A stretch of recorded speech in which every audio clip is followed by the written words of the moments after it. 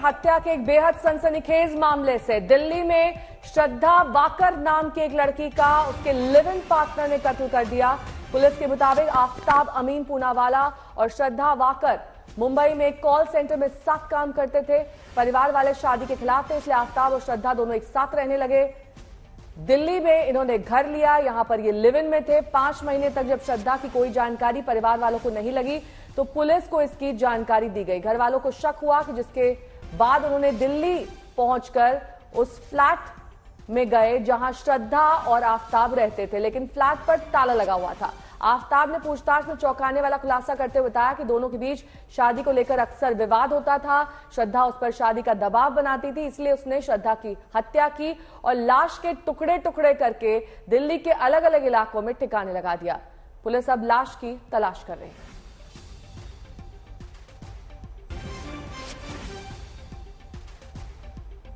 अरविंद ओझा हमारे सहयोगी इस वक्त जुड़ चुके हैं। अरविंद, ये बेहद चौंकाने वाला पूरा मामला 6 महीने तक आप समझिए पता ही नहीं चलता और उसके बाद टुकड़ों टुकड़ों में काटकर अलग अलग जगहों पर टुकड़ों को छिपा दिया जाता है।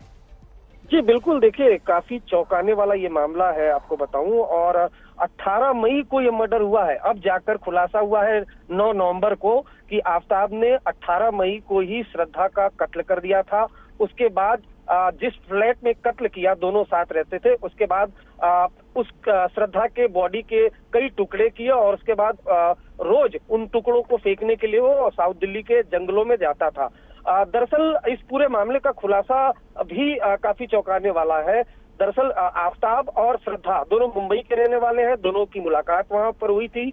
दोनों में प्रेम प्रसंग था। श्रद्धा के परिवार वाले लगातार उसका विरोध कर रहे थे, जिसके बाद आफ्ताब और श्रद्धा दोनों दिल्ली चले आए थे, यहाँ पर रह रहे थे। लेकिन उसके बाद दोनों में छोटी छोटी बातों को लेकर झगड़ा होता था। श्रद्धा लगातार सोशल मीडिया पर अपनी तस्वीरें अपडेट्स करती थी और उनके जरिए श्रद्धा के परिवार वालों को जानकारी मिलती थी। लेकिन बहुत दिनों तक जब सोशल मीडिया पर श्रद्धा ने कोई अपडेट्स नहीं किया तो परिवार वालों को शक हुआ। उसके बाद परिवार के लोग दिल्ली आए, फ्लैट में ताला बंद था, जिसके बाद मेहरौली पुलिस स्टेशन में इस बात की शिकायत दी गई। मेहरौली पुलिस ने तुरंत टेक्निकल सर्विलांस के आधार पर जब आफ्ताब को पकड़ा तो उसने चौंकाने वाला खुलासा किया कि दरअसल श्रद्धा का कत्ल तो 18 मई को ही उसने कर दिया था और उसके बाद उसकी बॉडी के कई टुकड़े किए और उन टुकड़ों को दिल्ली के साउथ दिल्ली के जो छतरपुर का इलाका है वहां के जंगलों में फेंक दिया था। आफ्ताब की निशानदेही पर अर्पिता कुछ बॉडी पार्ट जो है वो श्रद्धा के बरामद कर लिए गए हैं। फिलहाल जो आफ्ताब है उसको पुलिस कस्टडी में लिया गया है, उससे लगातार पूछताछ की जा रही है।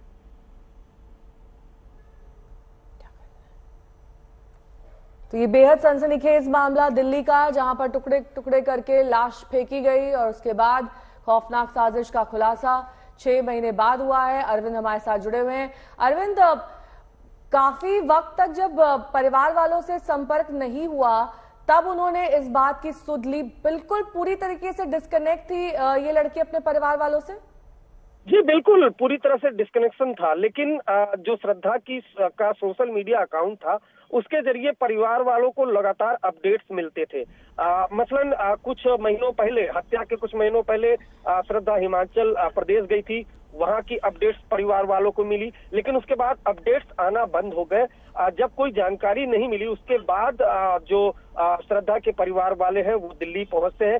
छतरपुर में जो आफ्ताब श्रद्धा दोनों एक फ्लैट में रहते थे, उस फ्लैट पर जब पहुंचे तो ताला बंद था, जिसके बाद जो शक है वो कहीं ना कहीं और बढ़ा परिवार वालों का। उसके बाद मेहरौली थाने परिवार के लोग पहुंचते हैं, वहां पर शिकायत दी जाती है, जिसके बाद आफ्ताब को टेक्निकल सर्विलांस के आधार पर जो मेहरौली की पुलिस है वो पकड़ती है और उससे पूछताछ करती है, जिसके बाद इस बात का खुलासा होता है। तो कहीं ना कहीं कत्ल करने के बाद जो आफ्ताब है वो पूरे इत्मीनान से था कि अब कई महीने बीत चुके हैं, अब तो इस मामले का खुलासा नहीं होगा। लेकिन परिवार वालों ने जब शिकायत की उसके बाद इस सनसनीखेज कत्ल से पर्दा हटा। ठीक है अरविंद, बहुत बहुत शुक्रिया तमाम जानकारी के लिए। भारतीय पैकेज फूड इंडस्ट्री के लिए आने वाले कुछ साल मुश्किल भरे साबित हो सकते हैं। इसकी वजह है एक नया रेटिंग सिस्टम जो हर पैकेज फूड आइटम की न्यूट्रिशनल वैल्यू को बताएगा। इस रेटिंग के आने से हर फूड आइटम गुड और नॉट गुड की कैटेगरी में आएगा। ये रिपोर्ट देखिए और जानिए कि कैसे ये काम करेगा।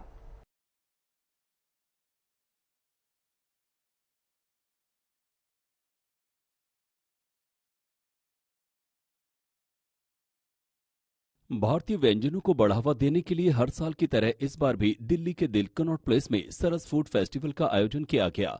इस मेले में लोगों को एक ही जगह केरल से लेकर पंजाब तक के स्वादिष्ट व्यंजनों का स्वाद चखने का मौका मिलता है। इस आयोजन का मकसद भारतीय व्यंजनों को बढ़ावा देना है। इसके साथ ही यहाँ पर हैंडीक्राफ्ट समेत कई तरह के पारंपरिक सामान भी मिलते हैं, जिनका मकसद महिलाओं के सेल्फ हेल्प ग्रुप को बढ़ावा देना है।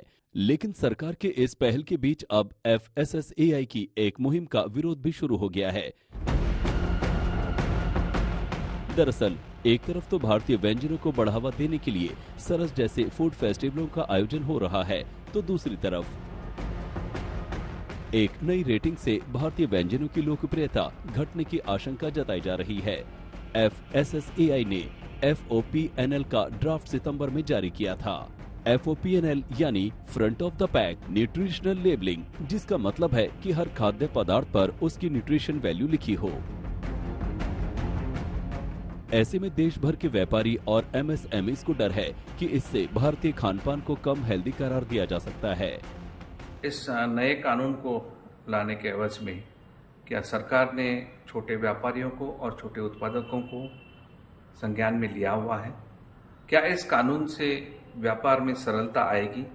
प्रधानमंत्री जी का जो वोकल फॉर लोकल नारा है, उस नारे को देखने के लिए उन्हें ये इस छोटे व्यापारियों को संज्ञान में लेने की बहुत आवश्यकता है। Here what matters is local players are very much aware of this taste, so they definitely have to provide whatever products, food products that are by the demand.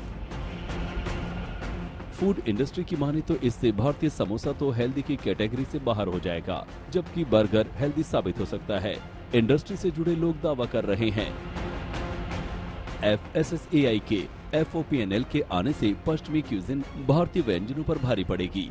इससे सबसे ज्यादा नुकसान सेल्फ हेल्प ग्रुप जैसी महिलाओं को ही होगा, क्योंकि ये लोग सीधे इस कारोबार से जुड़े हैं।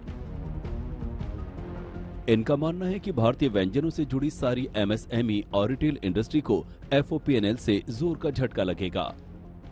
खाना है जो इसका स्वाद है वो तो वही रहेगा, तो जो हम ऐसा वैसा कुछ डाल देंगे, जो सरसों का साग है उसे ऐसे बॉयल कर देंगे, उसका कोई स्वाद ही नहीं रहेगा, तो कस्टमर नहीं रहेगा। कैसे बनाए हम बिना ऑयल नमक के खाना?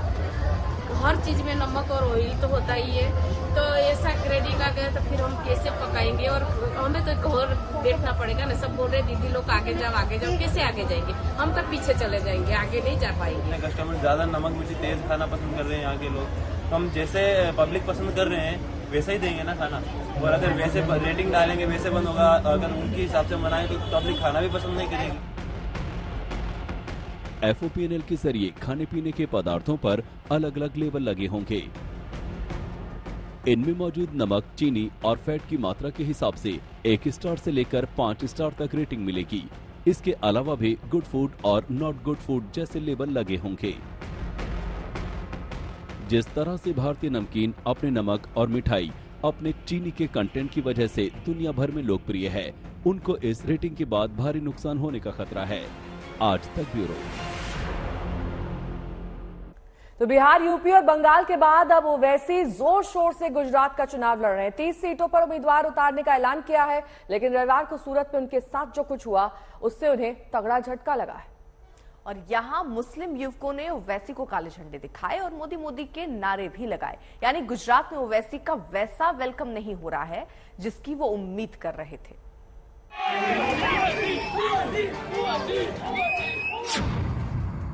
मुसलमानों के पैरोकार ओवैसी की ऐसी बेकदरी, मुस्लिमों के इकलौते नेता बनने चले ओवैसी को काले झंडे।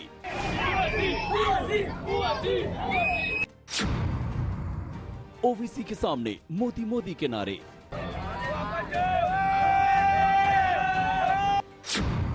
गुजरात के मुस्लिम ओवैसी के साथ नहीं। ये भाजपा एक है तो पीछे कांग्रेस और वो एक छोटा रिचार्ज दिल्ली का भी आ गया। अरे प्रधानमंत्री बन गए, मुख्यमंत्री से प्रधानमंत्री बनकर 8 साल हो गए, 15 लाख छोड़ो 15 पैसे अकाउंट में नहीं आए। अबे क्या मैं क्या भड़काऊ भाईजान हूं? गुजरात में बड़ी उम्मीदों के साथ चुनाव मैदान में उतरे AIMIM के असदुद्दीन ओवैसी की सूरत की कल की रैली की ये तस्वीरें तय हैं कि उनका दिल दुखा गई होंगी। सूरत के लिंबायत में अपने उम्मीदवार के प्रचार के लिए पहुंचे ओवैसी जैसे ही वोटरों से मुखातिब होने के लिए उठे, उनके खिलाफ नारे लगने लगे। एक मुस्लिम बहुल इलाके में ही ओवैसी घिर गए और खास बात ये कि ओवैसी के खिलाफ नारेबाजी करने वाले भी मुस्लिम युवक ही थे। इनके हाथ में काले झंडे थे और ओवैसी के सामने इन्होंने मोदी मोदी के नारे लगाने शुरू कर दिए।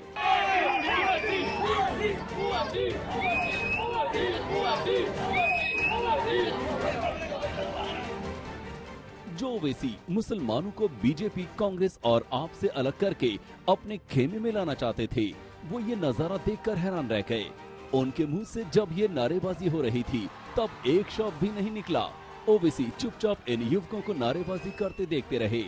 हैरत की बात यह है कि वहां मौजूद लोगों या खुद ओवैसी की पार्टी के कार्यकर्ताओं की भी हिम्मत नहीं हुई कि ओवैसी के आगे मोदी मोदी के नारे लगाते इन युवकों को रोकें। काफी देर तक युवक काले झंडे दिखाकर नारेबाजी करते रहे। ओवैसी के भाषण के दौरान भी ये नारेबाजी जारी रही। मीटिंग के दौरान ओवैसी की पार्टी के उम्मीदवार के बैनर भी जमीन पर गिरे पड़े थे और उन पर लोग खड़े थे।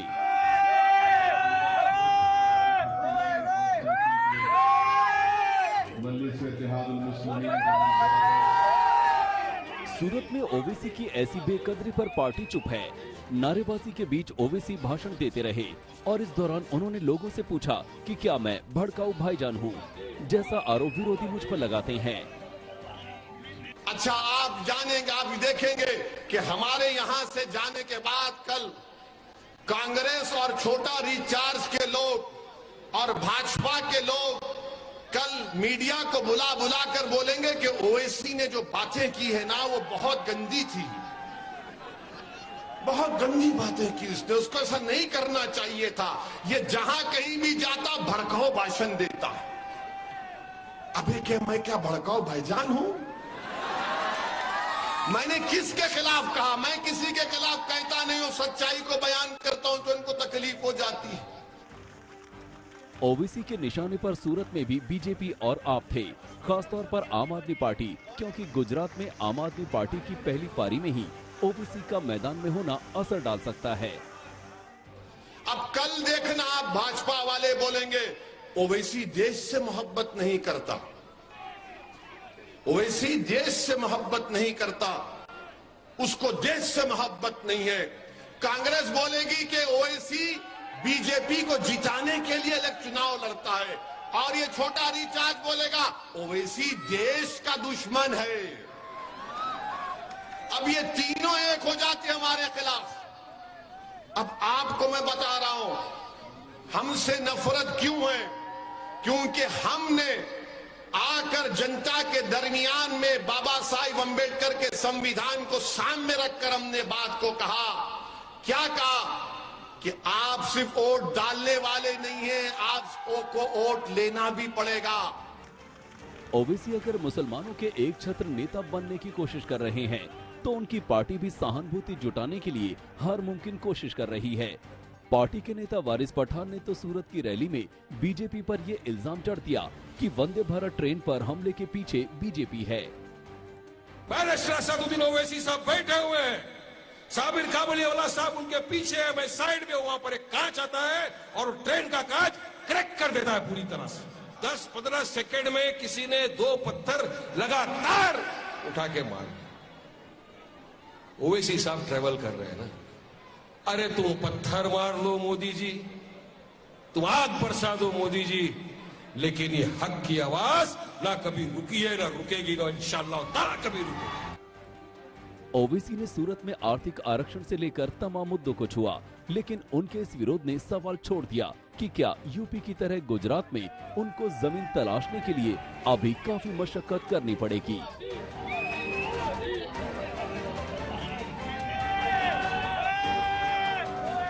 सूरत से दिव्येश के साथ ब्यूरो रिपोर्ट, आज तक। तो आपने देखा किस तरीके से गुजरात के चुनाव में ओवैसी सक्रिय हैं, धुआंधार चुनाव प्रचार कर रहे हैं, बीजेपी पर तो हमला बोल ही रहे हैं, कांग्रेस और आपको भी नहीं बख्श रहे हैं। रैली में ओवैसी ने हाथ में 2 बोतल लहराकर सियासत टटोल कर ली है। मुझसे लोग पूछते हैं कि ओवैसी तुम जज्बाती तकरीर करते हो।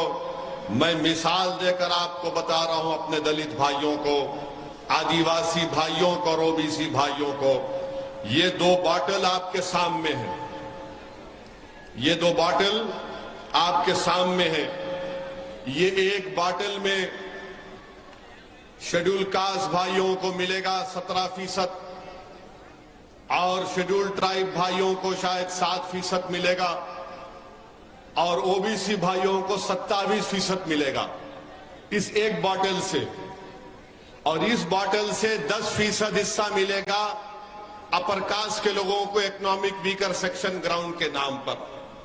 अब गुजरात के दलित भाइयों को, आदिवासी भाइयों बहनों को और ओबीसी के हमारे जिम्मेदारों को सोचना है कि एक बॉटल से 3 लोगों को अपना हिस्सा मिलना है और मोदी सरकार ने एक बॉटल से 10% इकोनॉमिक वीकर सेक्शन के नाम पर रिजर्वेशन दे दिया।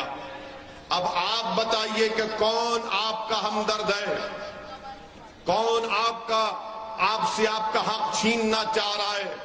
और इसीलिए मैंने उस वक्त पार्लियामेंट में कहा था कि कानून बाबा साहिब अंबेडकर के ख्वाबों को चूकना-चूर करेगा।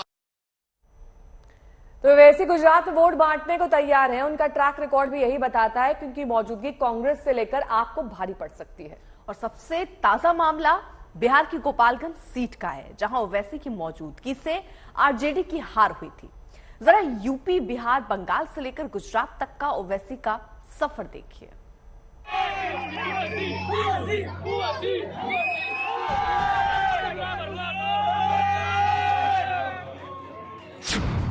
क्या विपक्ष के लिए ओवैसी ब्रेकर हैं? क्या कांग्रेस को कमजोर कर रहे ओवैसी? क्या आरजेडी ओवैसी की नई शिकार है? ओवैसी मैदान में तो नफे में बीजेपी। किसकी बी टीम है ओवैसी? कभी तेलंगाना तक ही महदूद रहे फायर ब्रांड वकील असदुद्दीन ओवैसी की नजर उस वैक्यूम पर है जो किसी एक बड़े मुस्लिम नेता के नहीं होने का है। ओवैसी जानते हैं कि मुस्लिम समुदाय के वोट तमाम राज्यों में बढ़ते हैं, पार्टियां उनके वोट लेती हैं, लेकिन उनके बीच से किसी नेता को नहीं उभरने देना चाहती। और इसी के साथ ओवैसी एक के बाद एक राज्यों में मुस्लिम वोट हासिल करने के मकसद से जुटे हैं। अल्लाहुर्रहमानिर्रहीम। अब उन्होंने दलितों पर भी नजर जमाई है। सूरत की ये तस्वीर देखिए जहां उनके हाथ में अंबेडकर की तस्वीर है। लेकिन अहम ये है कि बीजेपी को छोड़कर ओवैसी ने कहां किस पार्टी को नुकसान पहुंचाया। ओवैसी की सबसे ताजा शिकार आरजेडी रही, जो गोपालगंज की सीट नहीं जीत पाई क्योंकि ओवैसी ने वोट काट दिए। मीम अफजल से सुनिए कि विपक्षी पार्टियां कैसे ओवैसी से नुकसान झेल रही हैं।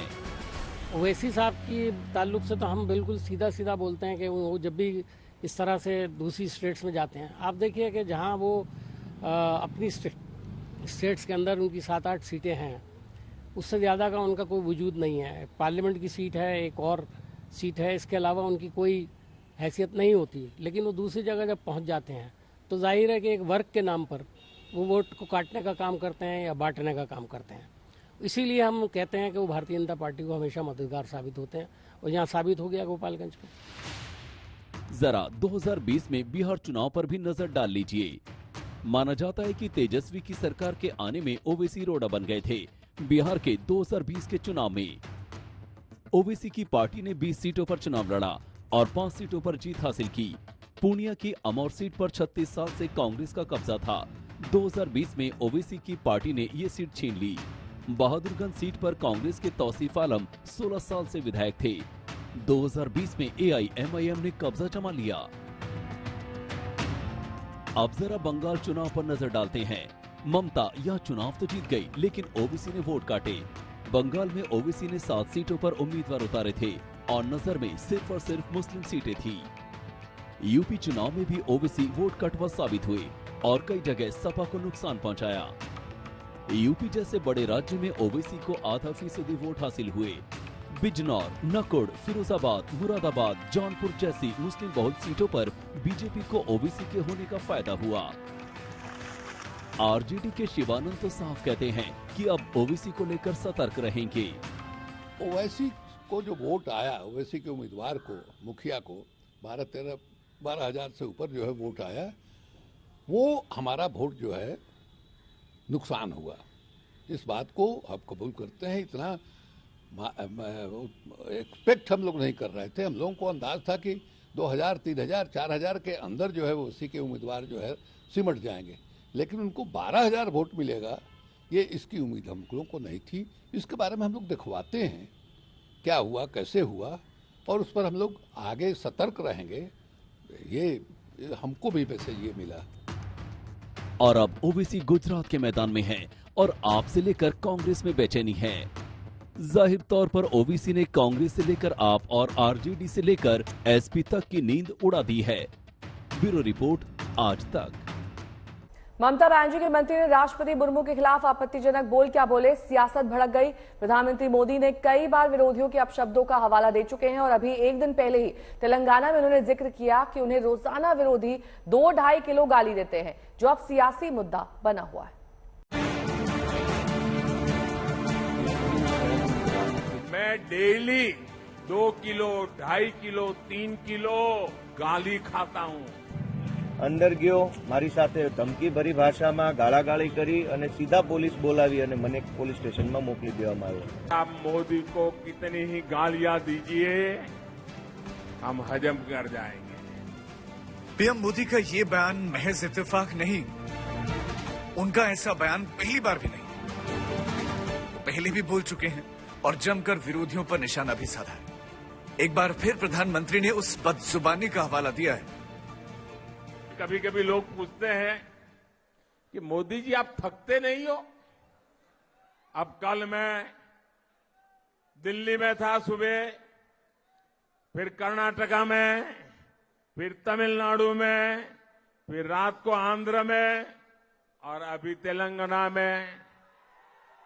तो लोग मुझे पूछते हैं थकते नहीं हो, तो मैंने उनको समझाया, देखो भाई, मैं डेली 2 किलो, 2.5 किलो, 3 किलो गाली खाता हूं।